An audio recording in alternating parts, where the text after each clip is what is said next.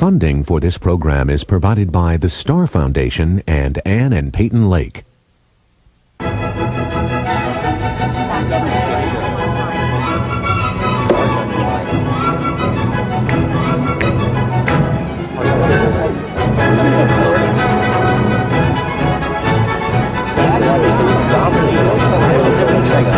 no!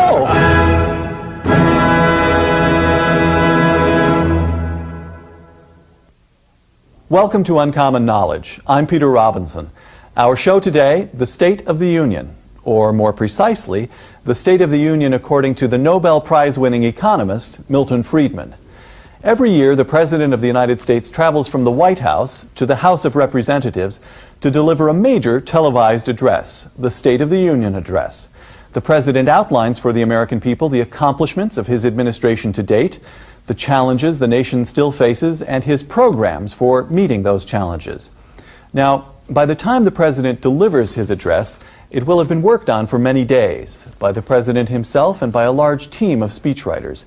There will have been draft after draft after draft, markups, crossouts, corrections of all kinds. Yet, when we finally see the address, when we watch the President seem to speak all but flawlessly for 30, 40 minutes or more, delivering a speech that must be many pages in length, we never see him refer to a single sheet of paper. The trick? A machine called a teleprompter that projects the text of the speech onto a plate of glass in such a way that the President and he alone can see it. A trick with mirrors, an illusion. Milton Friedman, perhaps the most influential economist of the last half-century, believes that when Bill Clinton gave his own most recent State of the Union address, the teleprompter wasn't the only illusion the speech involved. Milton Friedman, we are in the 6th year of the Clinton administration. The nation is at peace, the economy is booming, the federal government has gone from a budget deficit of $290 billion in 1992, the year Bill Clinton was elected, to a surplus of at least $76 billion for this year. Don't you want to give Bill Clinton an A?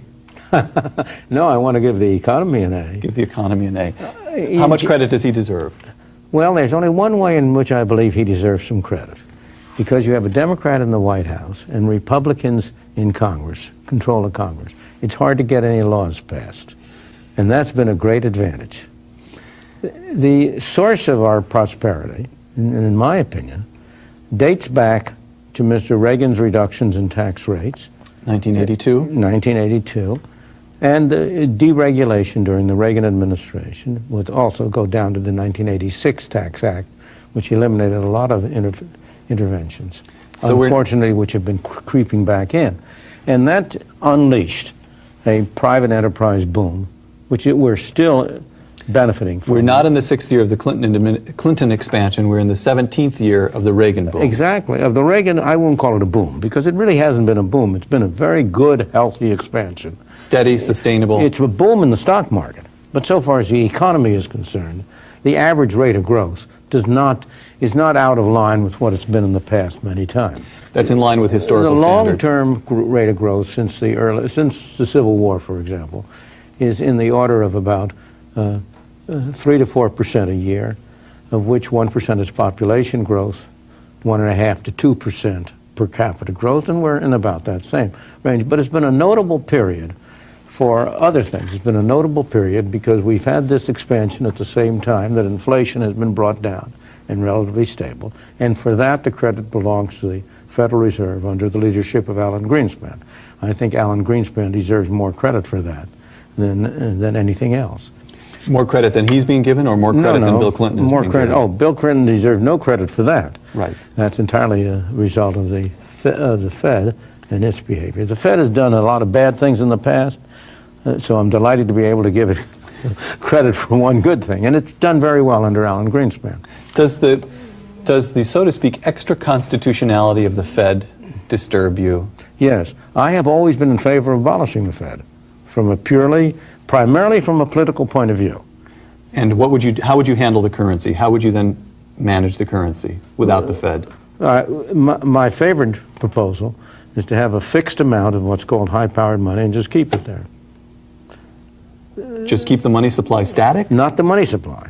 high-powered money, the Which currency plus the reserves in the banking system that are now deposits in the Fed, but and under my system you would convert to currency. So you would eliminate the policy functions of the Fed, but you might keep a few of their statisticians around to keep tabs on the money supply. Well, no, but that's a relatively technical and modest. You don't even have to do that. You just have to keep somebody around to make sure that you replace the worn-out notes and keep the stock quantity of money in that narrow sense of currency, essentially, unchanged. Or, if you want, growing at 3% a year, but some purely mechanical regime. Given that you do have a Fed, it makes a great deal of difference how it performs. I believe that the inflation that we had in the 70s was primarily the responsibility of the Fed. I believe that the Great Depression of the 30s was primarily the responsibility of the Fed. So I'm not, it has in the past done a great deal of harm, but as it happens in this last 8 years or so, it's been very good and has just the last 8 years, or would you give high marks to Volcker as well? Well, in that case, Greenspan's predecessor. That's an interesting case, because you have to give the credit there really to Reagan. There is no other president who would have stood by while the Fed followed the policy it did. If you remember, you don't remember that period, but if you go back, actually, but I had just started at the White House in those days. Well, if you go back to that period, stopping the inflation that was raging, which reached double-digit levels at the end of the 70s and early 80s, required stepping on the brakes hard and produced a recession. And if you remember, Reagan's popular ranking went way down in the polls. Down into the 30s. 30s, right. No other president would have stood by and said to the Fed, keep doing what you're doing the right thing. But Reagan did do that. And that's what enabled Volcker to do what Volcker did. Back to the present to find out what Milton Friedman thinks of President Clinton's legislative goals for the rest of his term.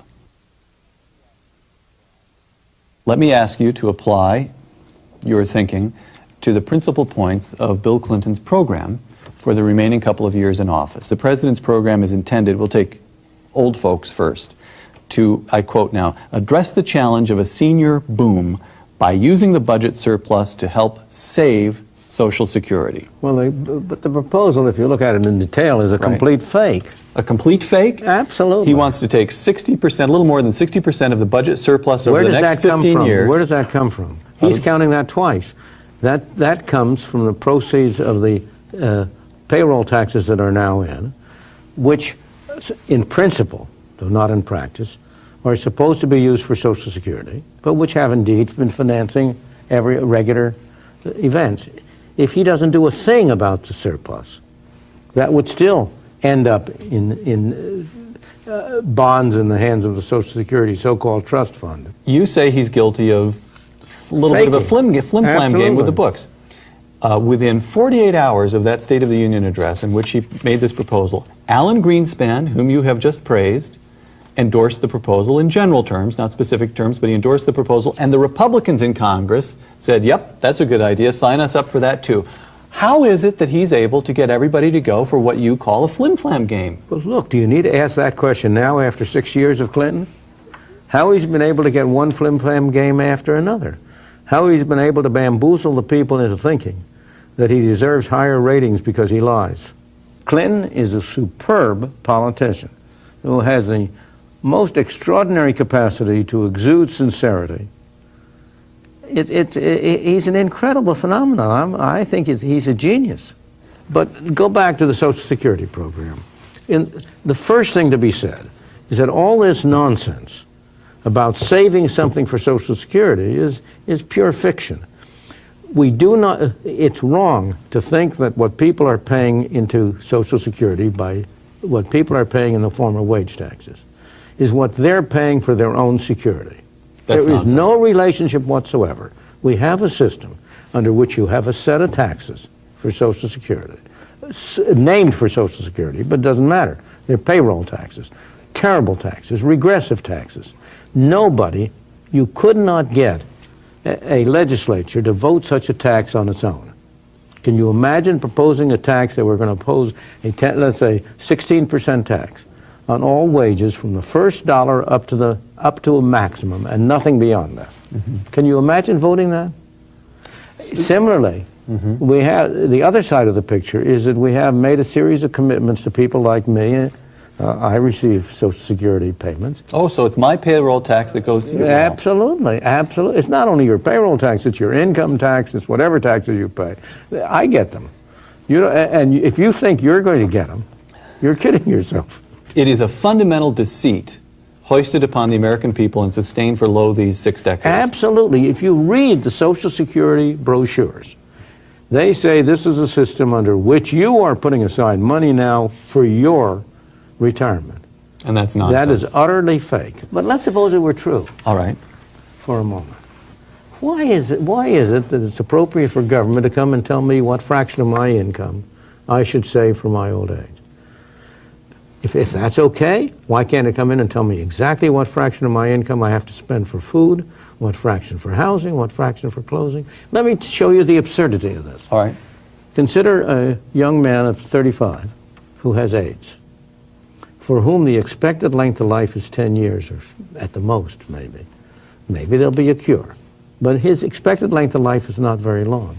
Is it really intelligent for him to put aside 15% of his income for retirement at age 65?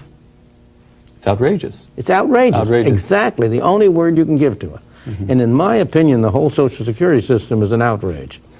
If Social Security is an outrage, what would Milton Friedman do about it? How would you get rid of it? Very simply.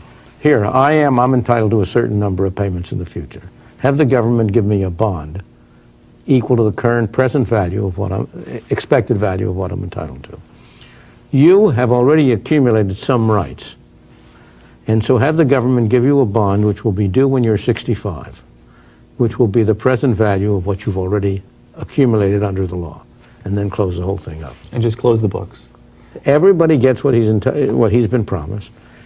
The unfunded debt under Social Security is funded. It's made open and above board.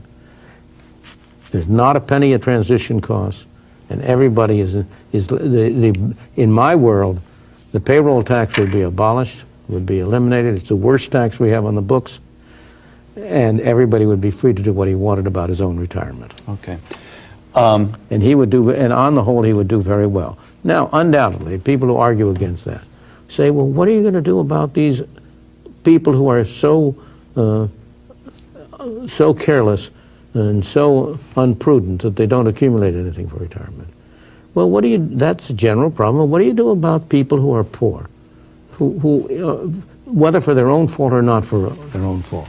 Society, you and I and society in general is not willing to see them starve to death. Correct.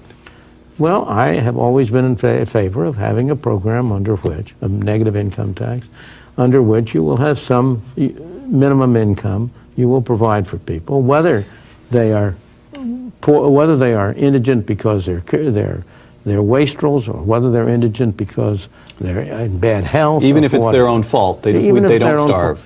The problem is, it's always seemed to me absurd that you make 100% of the people do something in order to make sure that 1 or 2% of the people don't behave badly. Milton, that negative income tax proposal actually started to go someplace, if I remember my history correctly. That actually started to go someplace during the Nixon years, didn't it? Yes, didn't it Cap did. Weinberger? No, Moynihan, Pat Moynihan. Moynihan. And what happened to it? Well, why did it die? Because of public pressure, it was converted into a program that I testified against. It's what happens in Washington all the time. Right, right. Okay. Next question. What would Milton Friedman do with the mounting budget surplus?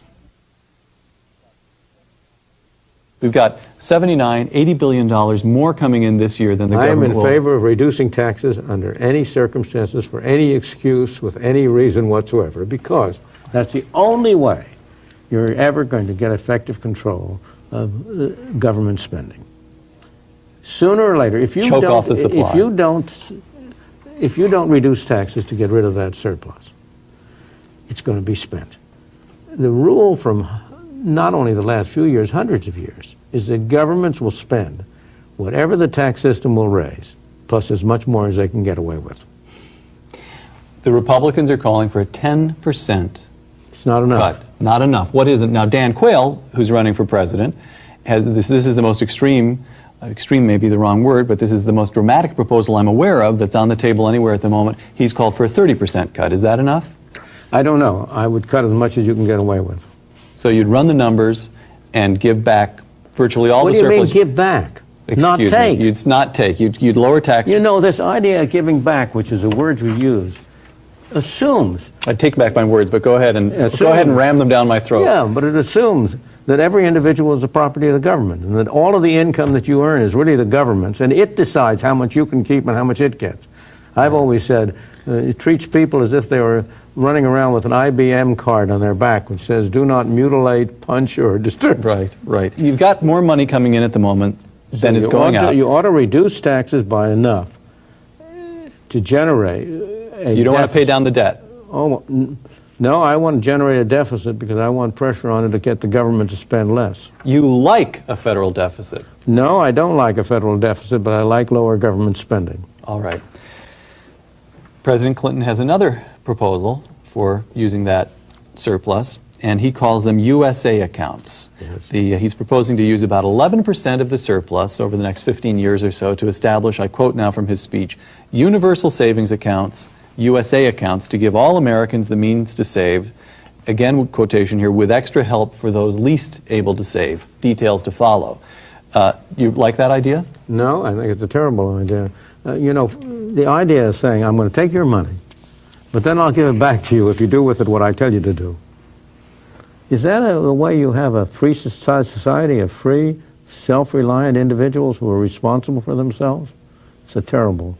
Do you even agree with the premise that the savings rate is too low in this country? I don't agree with that premise. What is the right savings rate?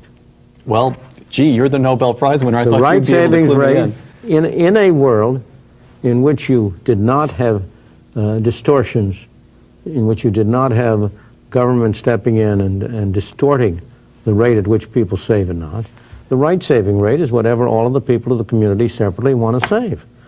How much you want to save, how much I want to save. Why shouldn't people be free to save what they want? Milton, look, here's the question. Let's move to a more theoretical question. Why do we end up with so many stupid government programs when we're supposed to be so smart in our own private affairs? How is it you credit great intelligence, shrewdness on the part of individuals when they're spending their own money and managing their own property in the marketplace? How can we all be so dumb when we give up being players in the marketplace and become citizens participating in the political process? We get hoodwinked by Clinton. We go for this crazy sham of Social Security. How can we be so dumb? Because it's always so attractive to be able to do good at somebody else's expense. That's the real problem about government. Government is a way by which every individual believes he can live at the expense of everybody else. I'm just repeating what Bastiat said 2 centuries ago, more than 2 centuries ago. You know, the thing that people don't really understand is that free societies of the kind we've been lucky enough to experience for the last 100, 150 years are a very rare exception in human history. Most people, most of history, and at any one time, most people at any one time have lived in tyranny and misery. And it's only for a brief period. And why?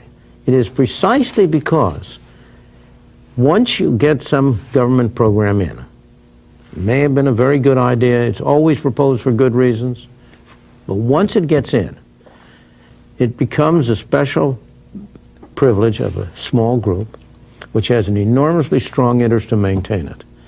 And you do not have any comparable group that has an interest to get rid of it. And therefore, the hardest thing in the world is to get rid of any government program, however badly it works.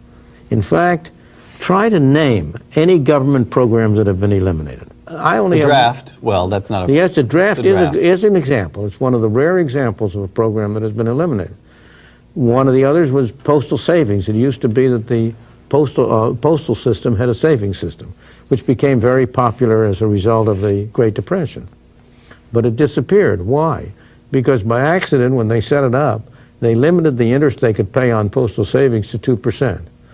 And when the market rate got higher than that, all the money was taken out of closed postal down. savings, and postal savings came to an end. But aside from that, can you name programs that have been eliminated because they failed? And so how do we set a limit on government and keep it coming back? The only thing I can see on the horizon that offers a real chance are term limits. Term limits? Right now, being a politician is a lifetime career. Being a congressman is a lifetime career. Do we have any evidence in the states where term limits apply that it has worked as you would like to see it work? Term limits have been in effect here in California for about a decade now. No, whatever. It's Well, less than they a may have been decade. enacted a decade ago, so they've Yeah. been in effect for perhaps 6 years. It's a little early. We still. don't really have any very good. However, it so happened I had occasion to have a conversation the other day with the former governor of Virginia, George Allen, who everybody says he's going to be running for the Senate. Yes, that's, Against Chuck that's Robb. what he intends to do. He intends to do. All right. However, Virginia has a one-term, 4-year term for the governor. Right. And he said, he said, if we had had a 2-year term, if we had had a situation in most states that you can run for a second term, I would have spent the 3rd and 4th year of my term working for re-election. I would never have been able to get done what I got done. It was the first real hands-on testimonial I've seen to a term limit. It's not a good idea for being a legislature to be a lifetime profession. The founders of our country had the idea of legislation as a part-time activity. It is in many states today, but on the federal government level, it's a full-time profession. Right. And that is very unhealthy, because the legislature is not a criticism of the individual, but any human being in that position. He's going to sit in committee meetings, and day after day he's going to hear arguments, good arguments, worthy arguments for new programs. He's going to get very few arguments for getting rid of programs. And the evidence is clear. The longer people are in Congress, the more willing they are to vote government spending. The polls all show the American people are very concerned about our public schools. What does Milton Friedman think of President Clinton's proposals to improve those public schools? President Clinton on public schools. He calls, according to the White House fact sheet, he wants to, I quote, raise standards and increase accountability in public schools. This is, I got to take a deep breath to get through this. Raise standards and increase accountability in public schools through proposals to end social promotion, bring high-quality teachers into the classroom, intervene in failing schools, provide school report cards to parents, strengthen our commitment to smaller class sizes, and boost our efforts for school modernization. What grade do you give that proposal? F. F. What does it mean? It means more government control of schools. What do we really need in schools? We need competition. What we have is a monopoly, and like every monopoly, it's producing a low-quality product at a very high cost. The way to improve that is to have competition, to make it possible for parents to have a choice of the schools their children attend. All high-income people have that choice now. They can choose their residence for a place with good go to schools, private schools, or they can send their children to private schools, pay twice for schooling, once in taxes and once in tuition. Milton, but the lower income classes can't. They're stuck. Milton, didn't public schools used to work? Yes. When What I happened? graduated from high school in 1928, there were 150,000 school districts in this country. Today there are 15,000, and the population is twice as great. In the early days, you had local control of schools, and there was effective competition between a large number of local areas. But school districts got consolidated.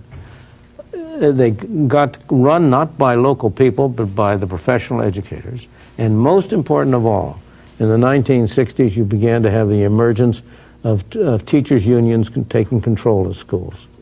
And since 1960s, since the teachers' unions started emerging, you have had, on the whole, a rather steady decline in the quality of schooling.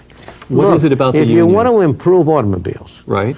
Do you have government step in and tell people what brakes to put on and so on? Or do you rely on the fact that General Motors is going to try to beat Ford, is going to try to beat Toyota? Competition is the most effective way to improve quality whether in computers, in automobiles, in suits, or in schooling. Let me ask you to close, if I may, with a prediction. It's 2009, 10 years from today. Is the government of the United States bigger or smaller? Smaller. Your ideas are winning? No. The internet is going to make it harder and harder to collect taxes. How come? Because you'll be able to evade taxes. You'll be able to do your deals in the Cayman Islands. So the internet, At the moment, I see the internet as a most likely source of a smaller government. but it's not, in your mind, it really will have an effect. That's not speculative. It's No, coming. I believe it will, and I believe it's having it now. I see. Okay. Milton Friedman? Bill Clinton, I hope you're taking notes. We'll send a tape of this to the White House. Milton That's Friedman, all right, I assure you. thank you very much. Thank you. Thank you. Dr. Friedman believes the government should be smaller and that it will become so. Maybe some future president will preside over such a small government that he can shrink up the State of the Union address enough to get rid of the teleprompter and deliver the speech from memory. I'm Peter Robinson. Thanks for joining us. For more information, visit our homepages at www.hoover.stanford.edu or kteh.org.